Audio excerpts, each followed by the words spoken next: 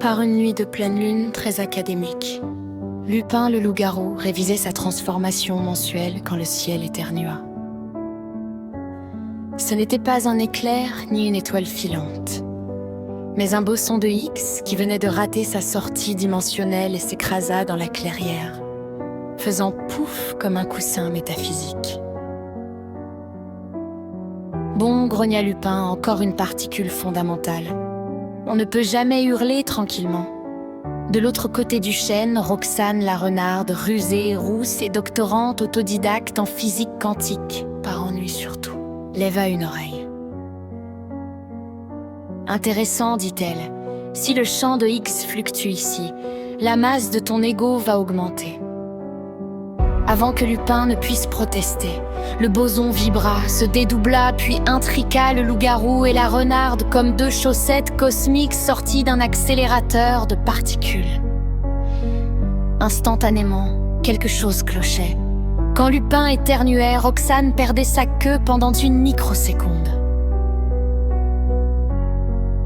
Quand Roxane pensait à un poulailler, Lupin se mettait à saliver à 300 km de là.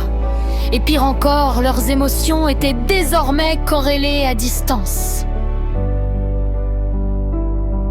C'est de l'intrication quantique, expliqua Roxane en gribouillant des équations sur une pierre avec une griffe. Peu importe où nous sommes, nos états sont liés.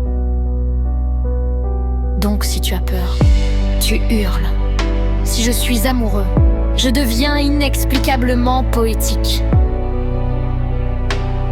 Ils décidèrent de tester. Roxane pensa très fort à Schrödinger. Lupin devint à la fois assis et debout, ce qui lui donna le mal de mer existentiel. Mauvaise idée, conclurent-ils à l'unisson. La situation dégénéra quand Lupin, lors d'une pleine lune, se transforma. À moitié le boson de Higgs, mal réglé, avait redistribué la masse. Il était maintenant très dense émotionnellement, mais physiquement flou. Roxane, elle, pesait soudain le poids d'un petit trou noir, incapable de sauter par-dessus un ruisseau sans courber l'espace-temps. Il faut désintriquer, dit-elle. Comment? Avec de l'observation consciente et un café très fort. Ils fixèrent le boson, celui-ci, vexé d'être observé, se stabilisa, fit plop et disparut dans un bruit de formulaire administratif du CERN. Le silence retomba. Lupin et Roxane se regardèrent. « Je crois que ça a marché, dit Lupin. »« Oui, mais attends. » Ils réalisèrent alors un dernier détail. Même désintriqués quantiquement, ils étaient restés. Attachés autrement. Ce n'était pas dans l'équation, murmura Roxane. Depuis ce jour, dans la forêt, on raconte que si un loup-garou sourit quelque part, une renarde rit ailleurs. La physique n'explique pas tout.